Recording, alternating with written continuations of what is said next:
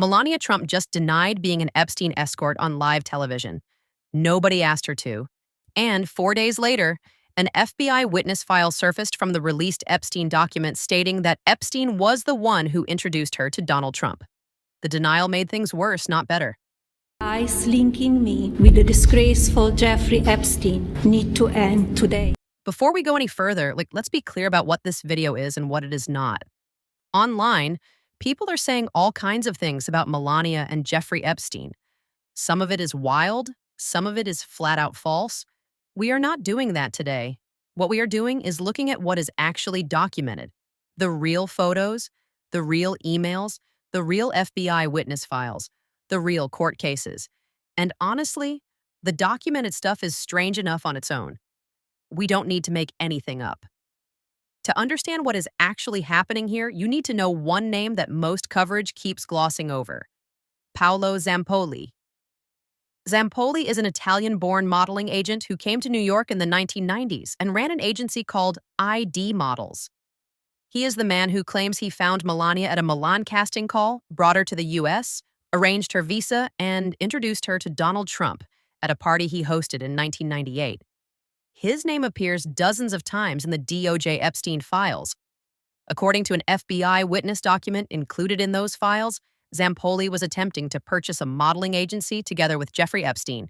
The agency was Elite Models, the same one that represented Ivanka Trump at age 15. The same FBI witness document states that Epstein was visiting Zampoli at the agency during casting auditions for models. As of 2026, Paolo Zampoli holds the position of Donald Trump's special envoy for global partnerships. We are flagging this detail for verification before publishing, as appointment records should be confirmed against official White House sources. April 9th, 2026. A regular day at the White House. Nothing scheduled. No press briefing flagged. And then Melania Trump walks out into the grand foyer and starts talking about Jeffrey Epstein. Questions, Elizabeth. This was not something that the First Lady's office had teed up or previewed in any way before she was giving those remarks, just saying that she was coming out today at the White House to make an announcement. A BC News reporter, Karen Travers, noted on air that Melania's office had not teed up or previewed the statement in any way. Donald Trump himself said publicly he did not know his wife was about to make it.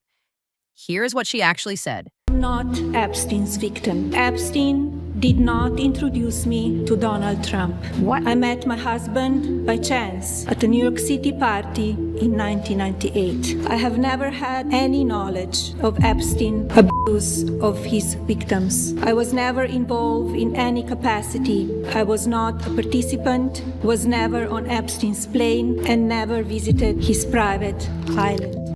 She then called on Congress to hold public hearings for Epstein survivors. Want to re-traumatize us and ask us to go in front of Congress and tell them our story, which we've had told some of them already, and then do absolutely nothing. That sounds like a shitty idea. You're just trying to shift attention from something to something else. 15 Epstein survivors subsequently released a joint statement calling Melania's speech an act of deflection that shifted the burden onto the very people who had already suffered the most. The question everybody asked immediately was the same. Why now? What specifically triggered this? It wasn't in response to a news story that just dropped. It wasn't part of any press cycle. She just did it. And the timing matters, because of what happened the day before. April 8th, 2026. The day before Melania's statement. A Brazilian model named Amanda Angaro posted a series of messages on X. The post stated, "I will tear down your corrupt system. Maybe you should be afraid of what I know, of who you are and who your husband is." She claimed she had known Melania for 20 years. The day after Melania's White House statement, the posts were deleted. We are not saying this is confirmed cause and effect. What we are saying is, a woman with documented connections to the Epstein network posted public threats against Melania the day before an unannounced emergency White House statement, and then deleted them. Present that as what it is. Now, who is Amanda Angaro? Because that is the most important question here. In 2002, when she was 16 or 17 years old, Amanda Angaro boarded Jeffrey Epstein's plane. widely referred to as the Lolita Express, flying from Paris to New York. She stated there were approximately 30 very young women on board, girls as young as 14 and 15. On that flight, she met Ghislaine Maxwell, the woman now serving 20 years for sex trafficking. Amanda Ungaro's modeling agent at that time was Jean-Luc Brunel, Epstein's primary model recruiter, who died in French custody in 2022 while facing rape charges and never faced trial. Here is the connection that matters.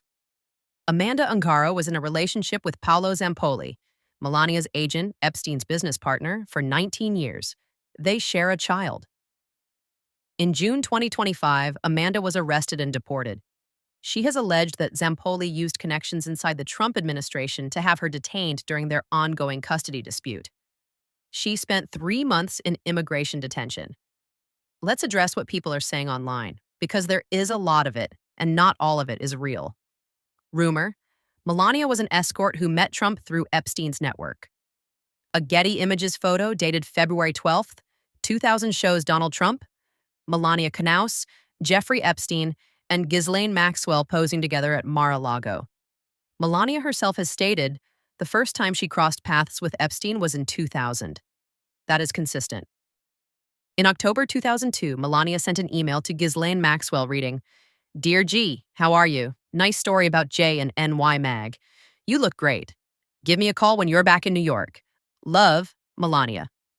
Maxwell replied, "Sweet pea, thanks for your message." That email was sent in October 2002. The same year, Amanda Ungaro, then 17, was on Epstein's plane with 30 young girls and met Ghislaine Maxwell. Maxwell was not a socialite. She was actively trafficking minors at that time. Zampoli, Melania's agent and Epstein's business partner. Brunel, Amanda's agent and Epstein's primary recruiter. Elite models, the agency Epstein was trying to buy, which represented Ivanka Trump at 15. These are not random overlaps.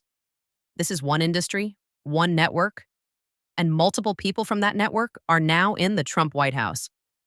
Now we get to the part that is not social media. This is a document. Days after Melania's denial, a 2019 FBI witness interview surfaced in the released Epstein documents. The witness was a Polish woman who worked for Epstein in the mid-2000s. The document states directly, Epstein introduced Melania Trump to Donald Trump. The same document states Zampoli was attempting to purchase elite models together with Epstein, and that Epstein was visiting Zampoli at the agency during casting auditions for models. So now there are 3 completely different stories about how Melania met Trump. Melania says she met him by chance at a New York City party in 1998. Zampoli says he introduced them at a party he hosted.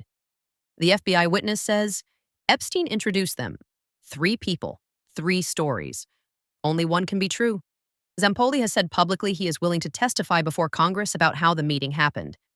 If it was all innocent and straightforward, why is testimony necessary? And why does the FBI witness, someone with no obvious reason to fabricate this, tell a completely different version? And then there is this. Author Michael Wolff, who wrote Fire and Fury, a documented account of the first year of the Trump presidency, began publicly linking Melania to Epstein in interviews. Melania's legal team threatened him with a $1 billion lawsuit. Documented. I got this $1 billion threat. I have long-standing relationships with First Amendment lawyers because I'm a writer, and I called my lawyers. I said, "What do we do here?" And they were rightly appalled. I mean, you have the First Lady of the United States using the power of the presidency to basically intimidate someone who is saying things that she or the president does not want. Wolff did not back down. Instead, he filed first, using New York's anti-SLAPP law, a legal protection specifically designed to dismiss lawsuits intended to silence people rather than correct a genuine wrong. Wolff launched a GoFundMe to fund the legal fight. More than 25,000 people donated. He raised over $800,000. 25,000 strangers gave money so one author could fight the First Lady of the United States in court over Jeffrey Epstein. Wolff has also stated publicly that he holds many hours of recorded interviews with Jeffrey Epstein himself. And he has described a pattern. Every time Melania sues someone who connects her to Epstein, the story gets bigger, not smaller. The lawsuits are supposed to make it go away. They keep turning it into the headline. Here is the documented record. Melania Trump walked into the White House on April 9th, 2026, unannounced, unprompted, without her husband's knowledge, and denied connections to Jeffrey Epstein that nobody in the mainstream had publicly raised that week. The day before, a woman with documented ties to the Epstein network posted public threats against her and then deleted them after the statement.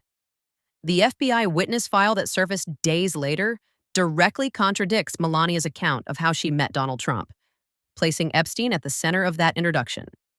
The man who brought Melania to America has his name throughout the DOJ Epstein files, was documented as Epstein's business partner, and currently holds a position in the Trump administration. 3 people have given 3 different stories about a single event. The $2.9 million Daily Mail settlement confirms what she is willing to fight legally. The $1 billion threat against Wolf met with an anti-SLAPP countersuit and $800,000 in public donations, confirms the pattern holds. None of this proves the most extreme claims circulating online. We have been clear about what is false, but the documented record, on its own, raises questions that have not been answered. Drop your thoughts in the comments. Subscribe if you haven't already, and we'll see you next time.